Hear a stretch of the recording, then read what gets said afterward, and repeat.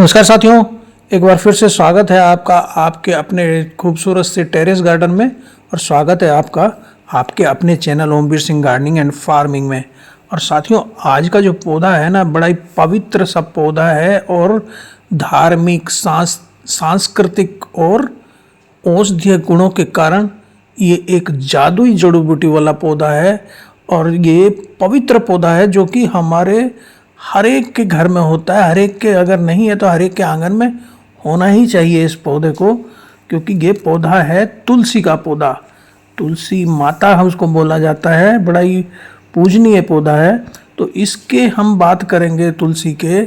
हमारे यहाँ terrace garden में और फ्रंट गार्डन में हमारे यहाँ लगे हुए हैं। और जो हमारा फ्रंट गार्डन वाला पौधा है वो तो 8-9 साल पुराना है, चला आ रहा है।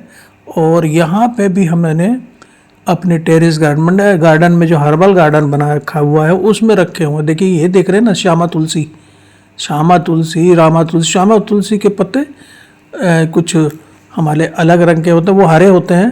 तो ये थोड़ा अपना अलग कलर लिए होते हैं, सांवले टाइप होते हैं। श्यामा तुलसी इसीलिए बोलते हैं श्यामा तुलसी। और इसी के बराबर में लगा हुआ है हमारा रामा तुलसी, जिसकी पत्तियां हरी होती हैं। तो इसके सर्दियों में ना, सर्दी से बहुत घबराता है तुलसी का पौधा।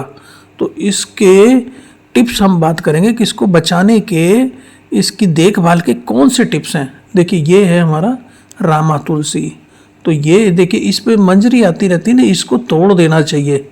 इसको तोड़ते रहिए तो ये अच्छा चलता है। और इनको तोड़ के ना इसी में गमले में रख दो तो अपने आप पौधे हो गए आते हैं फिर बहुत सारे। तो ये एक्चुअली तुलसी जो है ना, इसके अगर तापक्रम पे बात करें कि किस तापक्रम पे अच्छा चलता है, तो ये ट्रॉपिकल प्लांट है। इसे 20 से 30 डिग्री टेम्परेचर पसंद है।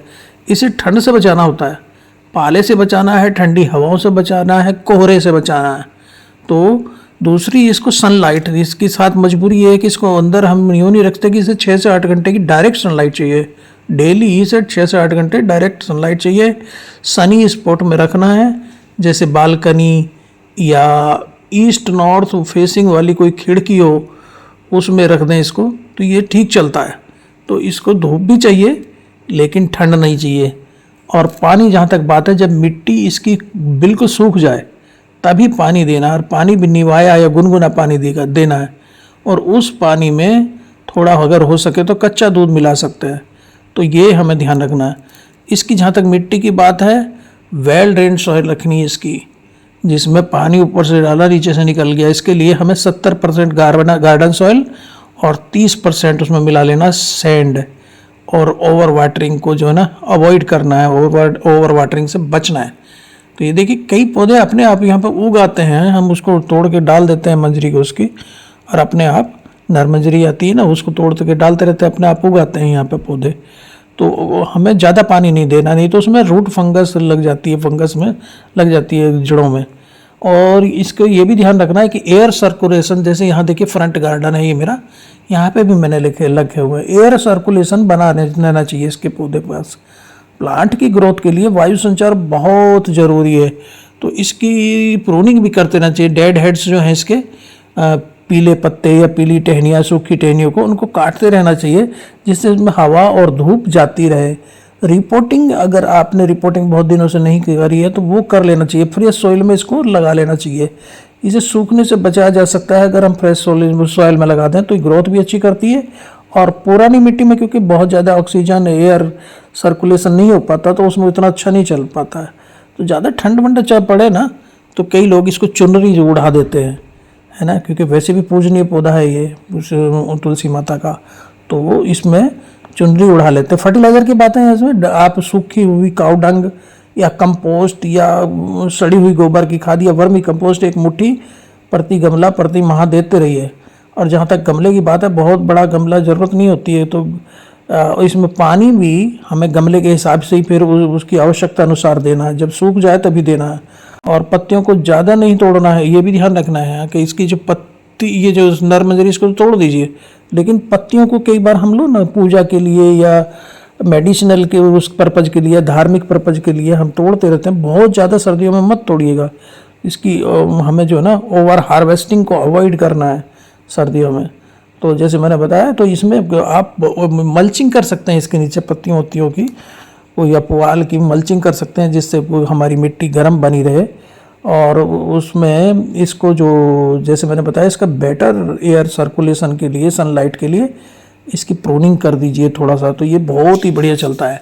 जहाँ तक इसकी बात है फ़ायदों की, बताते हैं कि इसमें 200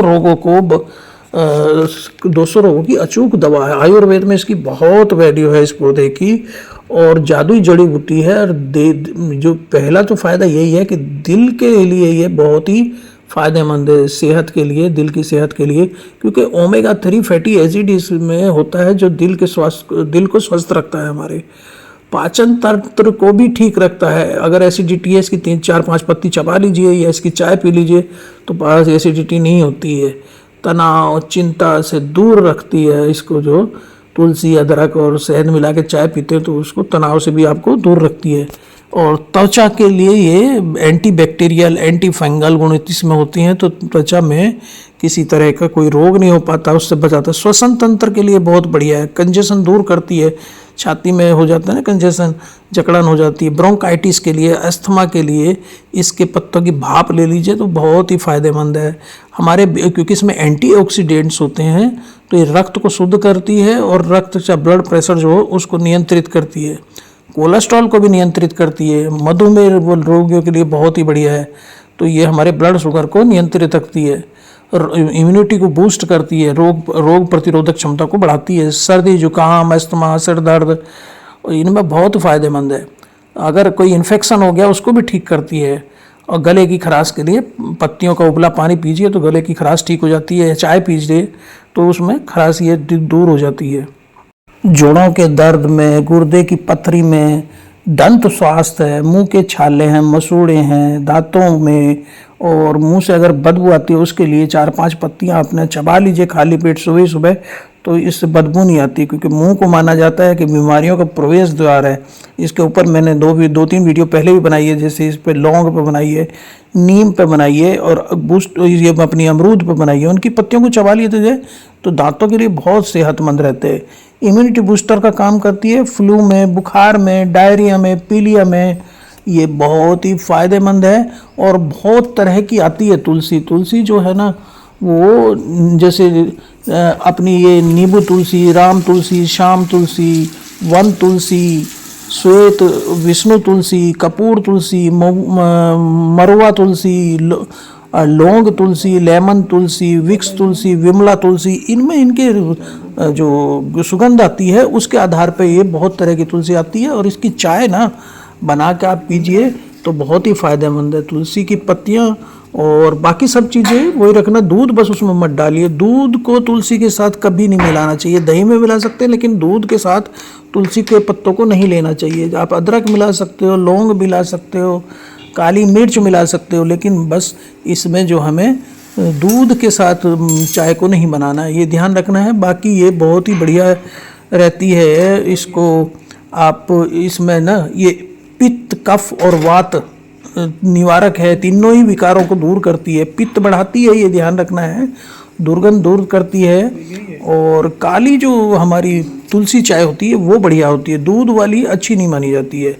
तो आप 2 कप पानी में 10-12 पत्ते इसके मिलाइए, तुलसी के उबाल लीजिए और उसमें अपने मन माफिक शहद या गुड़ या चीनी मिलाइए और थोड़ी देर उबाल कर उसको पीजिए तो ये बहुत ही फ़ायदेमंद है। अदरक उसमें मिला सकते हैं आप, इलायची मिला सकते हैं, लौंग, काली मिर्च मिला सकते हैं, स्वाद के हिसाब से आप इसको मिला सकते हैं। तो थैंक यू दोस्तों।